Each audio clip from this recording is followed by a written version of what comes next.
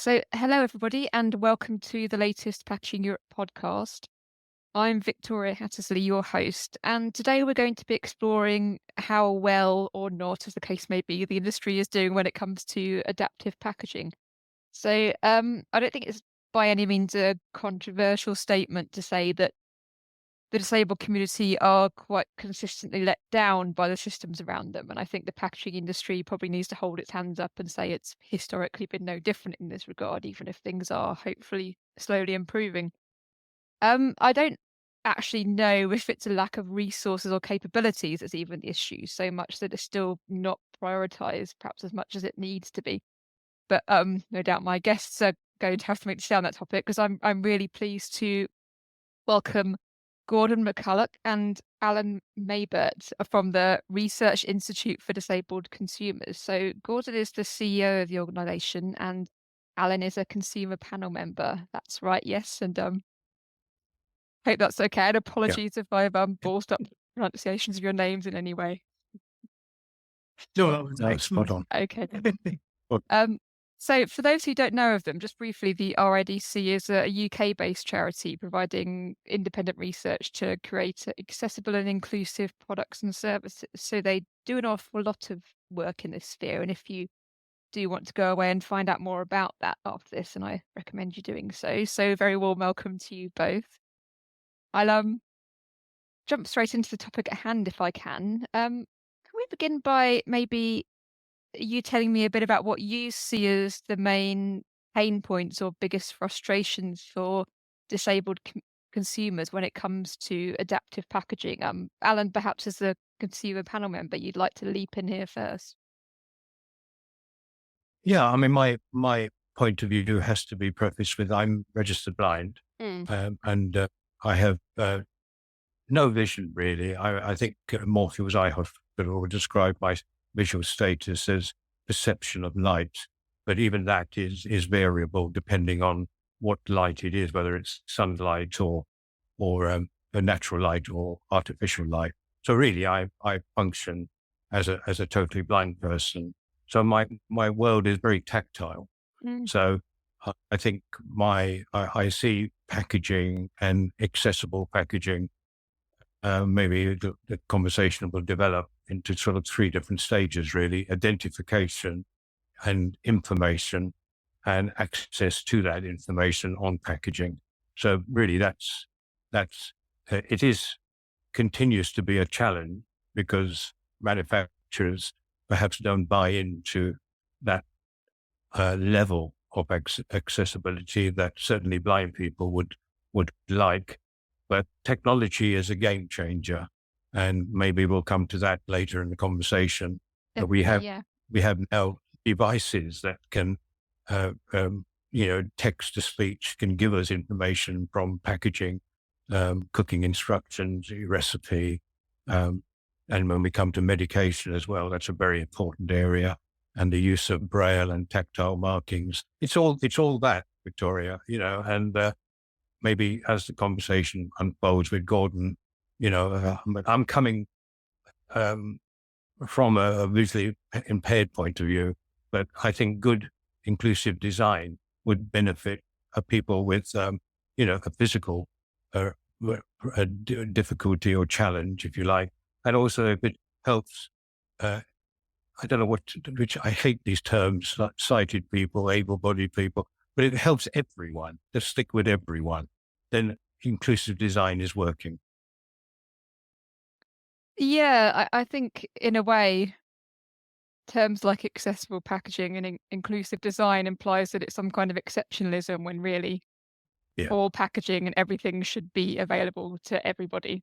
So, yeah. That's what we're striving for. That's what we would like to aim at. That's the goal. So, Gordon, do you have anything to add there? Yeah, I mean, Alan has said quite clearly and quite succinctly the issues that someone with a vision impairment has with packaging as it currently stands. I've been at RIDC about 5.5 years. I'm a non-disabled person. So when I came to the organization, I think probably like a lot of businesses, product designers, I didn't really have much of a view or understanding of different barriers that are put in the way of people trying to use very everyday items. So, as Alan has described, somebody who's got a vision impairment, there are issues around accessible labeling, tactile markers, braille, and readable fonts and packages. But equally for people who have got dexterity issues or poor fine motor skills, things like tabs and lids that require twisting or a precise grip are also very challenging. Yeah, And if we you have have poor grip, it's almost impossible sometimes, isn't it? and we have worked with a number of multinational companies looking at how they can take the views and solutions from our panel members, of which there are over 4,000, and help redesign packaging so, as Alan said, not only just works for people who've got a vision impairment, but people who've got cognitive impairment or who've got dexterity issues. And so you design a package that actually, as you've said before, works for everybody. But we've seen the opening is an issue, the identification is an issue. Also, things like excessive packaging and plastics are really, really challenging for people. And in one study, people were coming tooled up with knives and scissors and everything. They open a very basic, yet was quite an eye opening. And on top of that, there's a bigger issue that just has occurred theme through a lot of our research is around recycling and trying to understand what packaging can and can't be recycled. And that's also from a vision impairment, but also dexterity impairment as well. And I don't think that's being considered at all, that actually disabled people, like everybody else, want to play their part in trying to make sure that we sort of look after them and they play their part in that as well. So it's very, there's a lot in it for what is just, you could look at it and go, well, it's just a package, but there's so many different nuances and ways of looking at things. And that's the beauty of our work with working with people like Alan as well. You really begin to get a really in-depth understanding of just some of the barriers. Somebody has designed something not to willfully stop a disabled person from using it, but just hasn't made the connections about what actually that would mean for somebody who has a vision impairment, who has cognitive impairment, or has a dexterity issue. No, and I But the awareness. suppose. Sorry. Anne. No, I just said, just agreeing with Gordon, really. I think the manufacturers is just not being aware, really. Mm. That saying, walking in another man's moccasins, I don't think they're walking in our moccasins. So the thing that really came home to me about holistic design, so not just benefiting a visually impaired person or blind person like me, but a person that had dexterity problems and, opening and closing. I mean, the two rooms in a living environment that hold the most challenges with packaging is the kitchen and the bathroom. And we did a panel, a group exercise some time ago, I think before COVID, but I'm not certain. But it was a pan disability group, which is really good because you actually see things from another person's point of view as well as your own. Mm. And we did an exercise on shampoo and conditioners and the packaging that went into shampoos and conditioners. Now, having said, I think I find my bathroom and my kitchen the most challenging environments to function in for all sorts of reasons. And shampoo and conditioners, the design of the container to not knock it over easily, to have a base, to have a lid that you could open, but you didn't have to take right off, so you wouldn't find it again. And when you're in a bathroom situation, it's condensation, your hands are wet, you may have soap in your eyes, all those sort of restrictions. So that's where I come. If design could benefit everyone, could benefit my wife who's sighted as well as me. And I hope the companies that commission that from RiDC, I hope they got a lot of good information. It certainly was a very good group to be part of. And the one company that I held out as a really good example, and I don't apologize for mentioning them, is a French company called L'Occitane in this in toiletries and Yes, covered yes. shampoo. I'm holding in my hand while I talk to you a it says men's um, men's shower gel, and that's written in Braille, good Mm. quality Braille, on a bottle which has a lid, which has a flip-up lid, so you don't have to totally unscrew the lid. So you've got it all contained on the container, and they were totally committed to this. Most of their, if not all their products, have Braille on, and you don't have to be a Braille reader. Braille reader. I mean, sadly, there's I think less than 10% of blind people in certainly in this country, in England and Wales, read Braille. But it's a tactile marking, and that one of the suggestions we made, if you didn't have Braille, it's so easy to put an S for shampoo in a textured way, or a C in a textured way for conditioner, or S and C if it was a combination of both in one container. And that was really a good exercise because we were talking about gripping, holding, opening and closing, as Gordon said, with those containers. So I hope those companies that received that report and feedback, I hope they find a way of implementing some of our ideas. And that was the benefit of being on a panel. Thank you. Yeah, that's really interesting because that was going to be kind of the next thing I asked is where any instances you can think Sorry. where brands have oh no, not at all. No, it's great. We can just naturally go into it. Where brands have got it right and why they've got it right. And I guess probably the main thing they need to do first and foremost is speak to the disabled community rather than just assume they already kind of know the kinds of, challenges they're dealing with. I suppose that's an example of how Yeah, the that's worked. interesting thing it's not just a gimmick with that company. I think Mm. the man, I believe, who started doing that from 1997. So they've been totally committed to it. They contribute to research work to make things more accessible for visually impaired people. I've been reading more about them when I knew I was going to do this interview with you. So it's a company that's totally committed to it. Others have come aboard. I mean, I believe Kellogg's come away from the bathroom and move into the kitchen.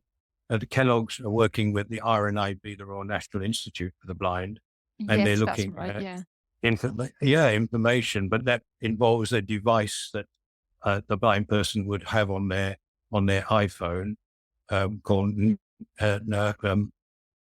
Navi lens, and you point the Navi lens at the um, the barcode, the QR code rather, Yeah. quick response code, and it gives you the information, maybe ingredients, maybe cooking instructions, whatever. And I mean that has limitless benefit, but it involves a device that you have to use to obtain that information. But that's moving in the right direction as well. I mean, the realistic part of that, I've heard people talk about going around the supermarket and locating the cereals and finding the Kellogg's products. But realistically, I mean, if you use a white cane or if you can use a guide dog or it's very difficult to have your phone out and do those things, plus pick up that product and put it in a basket or a trolley. It's almost impossible. Where it comes into its own is when that product is at home Mm. in your own environment, and then you use your device to obtain that information. Yeah, that makes sense. So it's not necessarily going to be an in-shop thing. I mean, No. we've heard of so many companies now, brands that seem to be adopting this Navilens technology. So obviously, it has been getting really good feedback from Yeah. consumers. So that Yeah. is kind of really positive to see. I guess I'm Yeah. also wondering about the converse to that question. Are there any packs that have, purported to be totally accessible when in fact they haven't been at all? Can you think of any examples of that? And where you think the design team have kind of gone wrong? may I sort of jump in there on that one? It's Of because course, yeah. Alan has set out really well some of the brands that have done things well. I think they are in the minority, and there are certain brands which purport to be accessible but don't really deliver on promise. Hmm. I don't necessarily want to name who they are, but That's fair enough. you see it often whereby a brand will develop an accessible solution. Don't necessarily always be packaging, but they will make great software, but we've designed X, Y, and Z to be accessible, to be inclusive. Actually, it never makes it to market. It's often more of a marketing exercise to say, to sort of say we can do this, but it never really makes it further than the sort of prototype stage. And that, unfortunately, we've seen with our work as well, where we have worked with the panel, as Alan has described. We've got some really brilliant insights and some really simple, very impactful solutions, only for them to fall short within the organization, within the company, because the return on investment and the amount of investment that would need to go into machine processes and things haven't been made strongly enough. So actually those designs are sort of sat on a shelf, and they work for people. Particularly one example, they tested the solutions our panel came up with non-disabled people against a range of other design packages. And the one the panel came up with worked the best. That was the one that everybody liked the most, but it still hasn't made it to market. So it's a funny dilemma that's going on at the. There are people within these companies who are really committed to making things accessible because they see the need. But when push comes to shove in terms of the money side of things and marketing and trying to describe the difference this will make to the brand of that company, it's a much, much more difficult. And I think the example that Alan gave of Occitane, or I never pronounced it correctly. Yeah, L'Occitane. L'Occitane, is that? L'Occitane. Yeah, L'Occitane. L'Occitane, yeah. There's an accent over the L, I think. My GCSE Worry about that. still go that far. But the there's a leadership, there's a drive within that organization, obviously, to do what they have done over a long period of time. I think that's the key. It's really exposing people in leadership roles and the organization and more of its broader strategy around how to make things accessible. That's where you begin to see some of the change. And it is mostly in the sort of cosmetics field with Herbal Essence and Olay. They're starting to bring in various elements to make product and packaging accessible, but it's not the sort of range of things like easy open, all that type of thing. So it's really, to be honest with you, it's quite frustrating because we do, working with the panel, come up with some really, really innovative solutions that are actually quite simple and would make such a big difference to a wide range of disabled people, but they just don't take the next step, putting them on a shelf. And you think that is, a lot of that is down to kind of ROI considerations? My sort of reading of the situation is that the designs are well based and have been tested with disabled people and non-disabled people, and they've performed very well.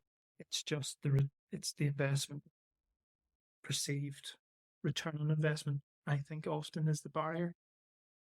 Yeah, and that's I think that's baffling to me because is it something like, I don't know, 16% of the population now sort of are disabled or significantly disabled in some way. So that's kind of a huge potential part of your consumer base, isn't it? To ignore. Yeah. I mean, we can make a business case, if you want me to buy your product, I would buy the product that is more accessible to me rather than a product that wasn't. I got an example of something that's really good because it was enshrined in law, EU law in 2004, about any medical medication that was dispensed from our chemists and pharmacists. And it said that it had to have it, it was mandatory to have Braille on to identify the medicine or the drug. And I'm holding in my hand here a box. I'm of an age now where I had to take four different sort of tablets a day to keep me upright, basically, to keep me functioning. And I'm holding a box with tablets within it that says in Braille, Tegretol tablets, 100 milligrams. Brilliant. Absolutely fine. Gives me independence. I know where that is. I know where I keep it. And it's along with other packaging, and I can go to it straight away. Mm. Right. The point I want to make is that's brilliant. And, that's nationwide. That's, how do you say, legally, there's a requirement to do that.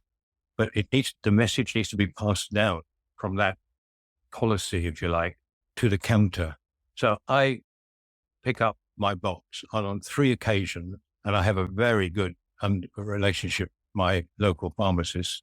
When he was away, the people who dispense it over the counter to me sticks a label over the Braille. Right. I'm a very good Braille reader. I've been reading Braille since 11 years of age. I read Braille at over 120 words a minute, which is fast. But I can't read Braille if someone sticks another layer, a veneer of paper, a label over the Braille. So it completely destroys that accessibility. Now, that's an awareness. So what I'm saying, there needs to be, people don't like the word education. Let's stick with awareness. There needs to be an awareness from top to bottom, from manufacturer to dispenser, wherever that is, Yes. to have an understanding that that is there for a reason. Absolutely. Yeah, it's not. As you say, it doesn't just stop with the manufacturer or the packager. It's useless if Exactly. right at the end of the chain somebody sticks a label over the Braille. Yeah. Yeah. Yeah. I know that's a very harsh example. And, it's put right because obviously there's a locum in there, not Mm. fully aware, maybe at a stage of their training or awareness. I don't know. But I didn't, I just talked it over with the pharmacist that it's been put right. But it happened on 3 different occasions. Very frustrating. Very Mm. frustrating, you know. So you kind of mentioned you touched upon the regulatory issues there. There aren't, aside from the pharmaceutical sector, yeah, Mm. there aren't really many legislations in place to kind of promote more accessible or adaptive packaging, are there? Do you think there should be more of that? No. Or do you think it's possible that, that's a likelihood? Because there doesn't seem to be much talk about that happening. I think from No. my, oh, sorry, I was just going to say from our point of view, looking across a lot of different sectors and work with different companies and organizations, regulation and regulatory frameworks are making things more accessible and being more aware of the needs of a range of different impairment groups is really, really important. Not least, it just creates a baseline for accessible packaging, for example.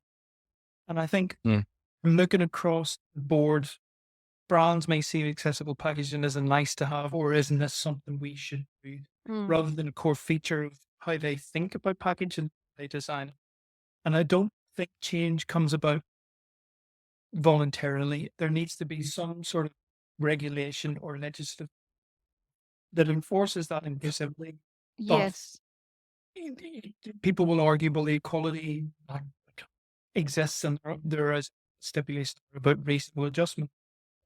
Reasonable adjustments is fairly subjective, and I think that manufacturers, brands, and the wider sort of consumer would benefit from some sort of baseline, some regulatory framework that says this is acceptable, this isn't, because I think inclusivity and accessibility in design needs to be recognized as fundamental to design Mm. and not an exception case. We often talk about disability shouldn't be seen as a burden when it comes to design. It should be seen as an asset because, as Alan's already said, if you design something well, for example, it works for a range of different impairment groups. It works for everybody else. And so we think regulations of or a framework or a baseline would benefit the industry because it creates clear guidelines. And then within that, I think that fosters a great deal more innovation because people then have something to aim at rather than, well, yeah, we could do that, but we're not sure. We haven't tested with people. I think it just creates a momentum and a torque, I think, for industry to aim at. So we are of a singular view that guidelines, regulation, frameworks, legislation that is more based on the needs of really. Yeah, and I think it puts everyone in the same baseline, and I do think there is, whether we're talking about accessibility or sustainability question, I think sometimes brands are reluctant to be the one to make that first big leap. But if everybody is required to do that, then it takes that out of the equation, I think. I think the current movement seems to be biodegradable packaging. Some of lot of the big tech firms, the equipment that arrives at my house now, the packaging. I noticed the packaging has changed. Even this morning, batteries arrived. Now there was a time not too long ago where you had to get, as Gordon mentioned earlier, scissors or knife to get the hard plastic and get your batteries out of the container. Indeed, Not yeah. so now. It's so much easier and it's biodegradable. It's that a soft packaging that you can put in the recycling bin. We want to be part of that movement. We don't want not to be included in that movement that's moving towards that, regarding the planet generally. So if we can build inclusivity into that movement, that might move things forward. It's Definitely. almost like sort of piggybacking on a movement that's gained momentum. But I think that's such an important point, and I think that's probably not something that is automatically leaps to mind when you're thinking about the design of accessible packaging either, Yeah. that it still also needs to be, part of the sustainability solution. So, and Yeah. it can be all things at once, I think, with a bit of kind of Yeah. careful design and planning. Mm. Yeah. Exactly. I mean, back to that, isn't it? It benefits everyone, Yes. including the planet. I mean, yeah, you had earphones. I mean, I've had more earphones than I've had dinners, and the earphones just arrived. How do I get these out of this packaging? It's that hard plastic molding, around a hard cardboard. Not so now. The big companies are now actually saying, we are using different packaging, you know, uh, Apple, Sony. I think there is that definite movement. So if we can actually talk to them and say, just go one step further and start making this packaging even more accessible. So I know what's in the box when I open it by texture. And I think that last point, Alan, is a really interesting one. It's what I'm very passionate about is getting our panel members in a room with the brand and the people who design these packages to begin to understand from both perspectives. One, why do you use blister packs on razors and stuff like that? When actually, if you just use something that's more sustainable and cardboard based, that would help a lot. And for the disabled people, our panel members, to really understand to tell the designers, actually, this is causing quite a barrier and impediment to me to be able to do what for 80% of the population is a very mundane, straightforward thing they do every single. And what we've found is that once you bring it into the sort of home as you did earlier on, the bathroom or the kitchen, it makes it very real for the people we work with who observe the testing and the sessions we have. Brings it home and go, oh, right, I had never thought of that. In every single project we do, there's always that light bulb moment or an insight just nobody had considered. So you were talking about the shampoo and conditioner work that we did. One of the big insights to come out of that had nothing to do with packaging, but it was around consumer behavior and motivation, and by extension, brand awareness. Where in that project, we found that wheelchair users who were involved in the project really valued the condition of their hair, and they really valued going to hair care regime and products because the majority of the time they are sat down and have somebody looking down on them. And so there was a real motivation to use and buy really good products to make sure people's hair were in good condition. Seemingly quite sort of in tangential, but it really helped shape how the company thought about disabled consumers. And it wasn't just each thing, it was a broader motivational thing. And that's sort of what you get every time when you sit down with disabled people and just try and understand the barriers of the daily routine that goes in. So I really really strongly recommend listening to building ways to speak to get the solutions from disabled people, because ultimately that's where the solutions. That makes perfect sense. Sadly, I can see we're coming to the end of our time now. We could talk about this all day, really, couldn't we? I don't think I would have time to ask you any more questions now, but I'm hoping that there are brands out there who will be listening who have yet to focus on accessible packaging and will do so, because I think it's important to have a world we don't all just exist in, but we can participate in as well. Were there any sort of final thoughts you wanted to give before we wrap it up? I'll go first, Alan. I'll be very brief. I think for any brands who create an accessible product or package, 4 very simple little things. Make sure you speak to disabled people first. Keep it simple. Don't assume anything. And finally, get marketing or the people who control budgets involved right at the very beginning, so that whatever comes actually makes it onto the shelves will make a difference to a wide range of people's lives. Thank you very much. And Alan, any final thoughts? Well, I mean, I just totally echo what Gordon said, but I'll just say one line really. Involve people with disabilities in the solution. Yes. Nothing about us without us, as they say. That's exactly that. Kind of Yeah, that didn't come to surface, but that's exactly it, Victoria. Well, thank you so much for speaking with me today. I really appreciate it.